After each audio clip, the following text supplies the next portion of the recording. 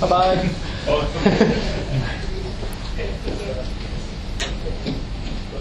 Okay. So, hello everyone. I'm talking about RFID hacking because I recently started a semester work at school and I wanted to break our school license. But so when I started with all of that, I put together all of the information that might have been good to have before I started. So in case you want to play around with RFID in the near future, this could help you. Just a quick overview. The first steps I want to show you, what you need to look after, then the RFID technology need to know, because there are just a few basic things to understand the concept.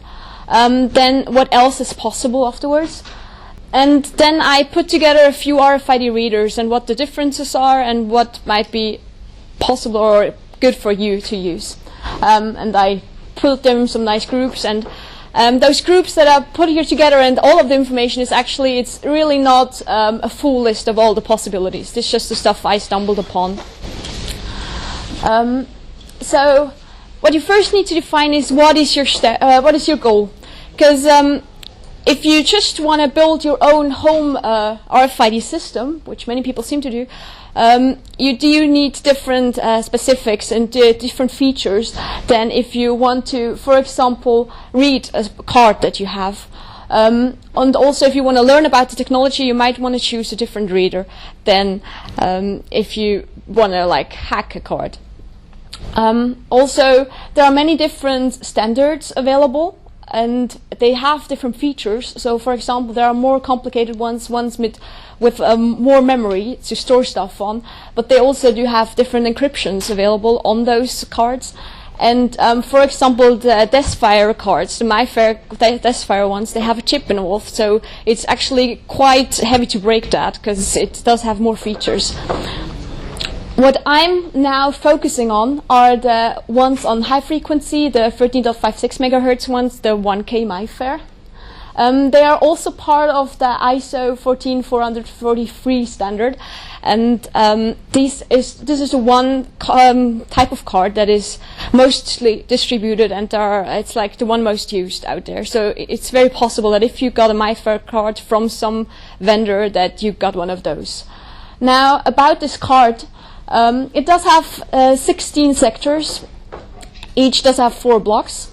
The last block of each sector has an access key. Up to 2 access keys per sector are possible, and they might have different permissions. That's actually by the vendor to be decided. The first block usually has the UID, which is on common cards fixed, and you can't change. So that's why it's write protected. And the general 1K cards do have the Crypto 1 encryption, but the Crypto 1 encryption is broken, as you most probably know from a few last CCC talks. So you also find the links and everything on the Wikipedia page about how to break it exactly. Now, for the authentication, what you need to know is that as soon as your card does get into close proximity of a reader, it wants to authenticate. So it sends the first request. The card responds with the UID that it has. It's just like the default protocol, it always does that. And what then the reader does is send back the UID card, the UID information, and the sector key. And now the sector key, I tried to brute force that. You might not want to do that, because I quickly started it and measured up, and it would have taken about 100,000 years. So you don't want to do that.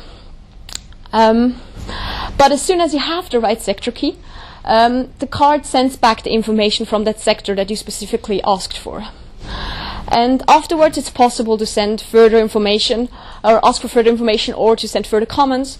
Because, for example, there are specific comments to increase, for example, a number that is stored in that MyFair, in that slot. And then you will get, for sure, the replies and stuff. So what you can do as soon as you have your stuff set up, you first want to do that authentication key. And there are default keys available. I put a website with a list of default keys in the reference section. This might be helpful in case you don't have it yet. Yeah, like I said, you don't want to try the brute force, but what you can do is you can eavesdrop on the communication. For that you need an antenna and a receiver, and not all of the readers do have that feature. And, oh well, no, they can do that, but the emulating part is actually the very complicated or more, the more complicated part. So for that you might need to be able to have specific hardware. At first, like a few years ago, they had the Open PICC for that. I'm coming to that in a moment, but most people use the Proxmark 3. As soon as you have the authentication key, you're able to read the data block, which is most probably encrypted, but as I said, this encryption is just the crypto one on the typical ones, and this can be broken. So information about that is also in the reference section. And what you else can do is you can clone a card. Now, with the cloning card, as the UID is usually fixed on the general cards you get, you need to get special cards. They're sometimes called magic cards from China, but you can also find them with the keywords MyFair, Classic, UID, and eBay. And then you can get the key for the first sector, and then you can change that UID. So that's what you need for actually be able to clone a card. It's also funny because some vendors they say that you can't clone a card because of this unique unique IDs that aren't able or aren't possible to change. Well, I don't know in what world they live, but import from China isn't that difficult. Now to the readers, I started my reader project with an Arduino RFID reader, which I found out is like the most complicated one. So I had most experience with that. The good thing about Arduino or Raspberry Pi shields is that they are compliant to the standards, to the ISO standard, which you want to have, because you want to use the same comments and stuff to make all of the communication. But it's really hard work because you need to write the protocol code all yourself.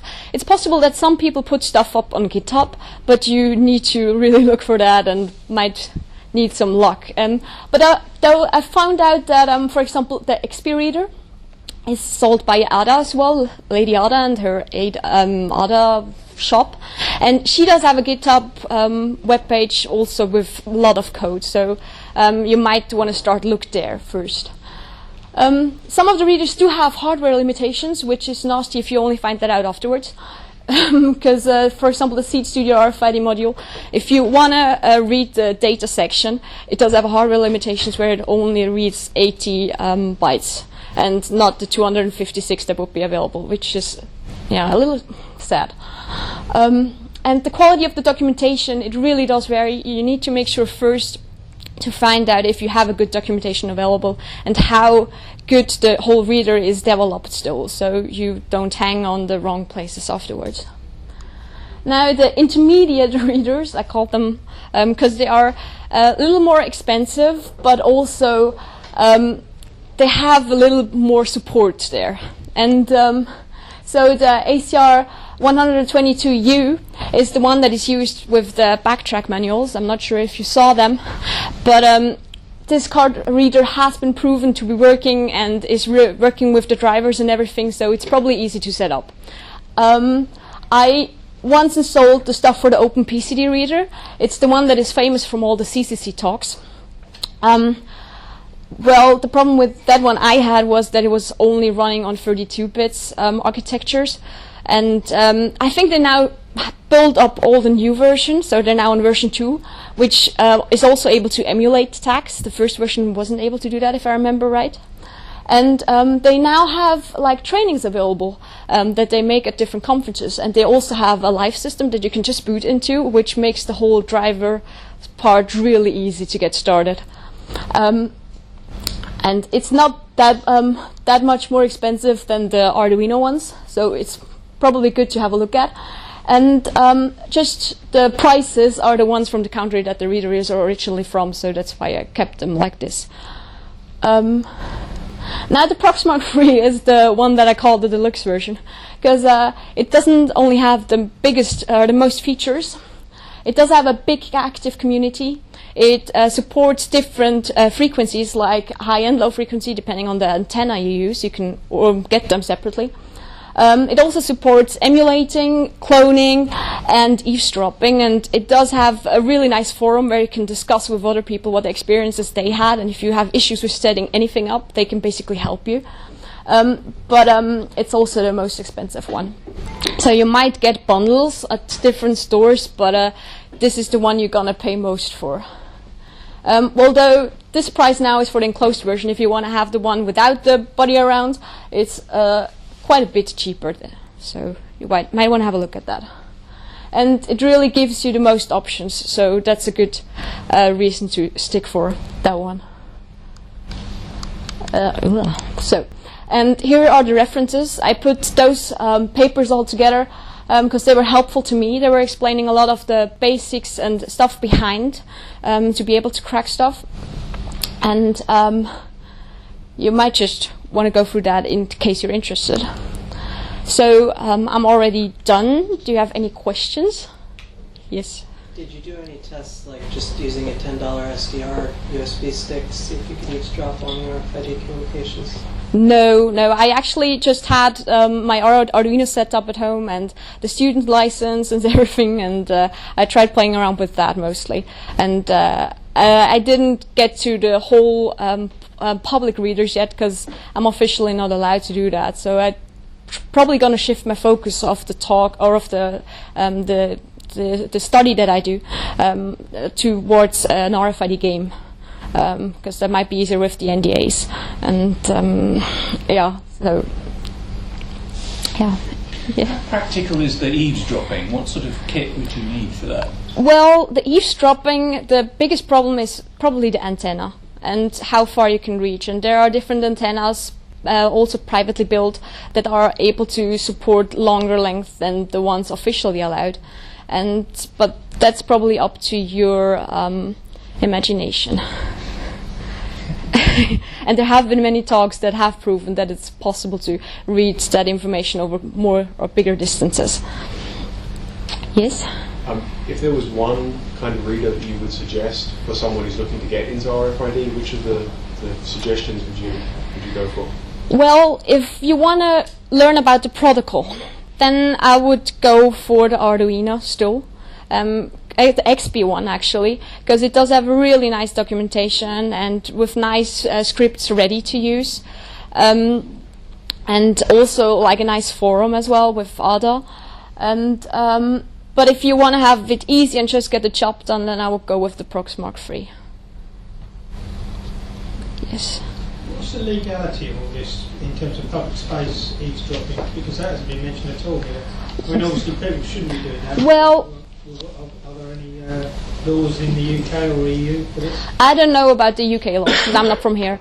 But I mean, I've gotten into this whole thing from the technology point of view because I wanted to understand how it works. Legally, there are issues because most vendors, if they give out a card, they expect you to behave well. And so you always need to make sure before you start an investigation or something, or before you want to learn more about it, if it's all right with that vendor. But it's hard because it's so easy exposed. And I mean, I don't know how they try to, or why they want to protect it, and how they want to get that ensured. So what you actually recovering from the card, you're actually recovering a PIN ID from it, that you actually, is that the ultimate game to actually get the card, clone the card, and to prove that you can get the PIN ID so you can get access to a building or something? Well, you can do that. Also, I've heard that some vendors actually suggest to the people they're selling their products to that they just need to improve the software that is running on the back and doing the checks. So, if, for example, those cards are used as student licenses, as public transport thingies, and I don't know, but if you use it, for example, paying for your food at a cantina, which is a common thing, then they suggest that the software in the back that does do the credit, the transactions, the checks for it, checks if you always have like the same amount of money on the card. And if some person always shows up with the same amount of money, then there might be a problem. So this is the way they try to handle it, which is horrible, but That's just my personal opinion. So yeah. Anything with the RSA tokens, the bank tokens? No. Just curious. No. Are there any more questions? Because in case not, then I would like to thank you for your attention, and thank you to Chris for being a great mentor, and have fun with playing around. Thank you.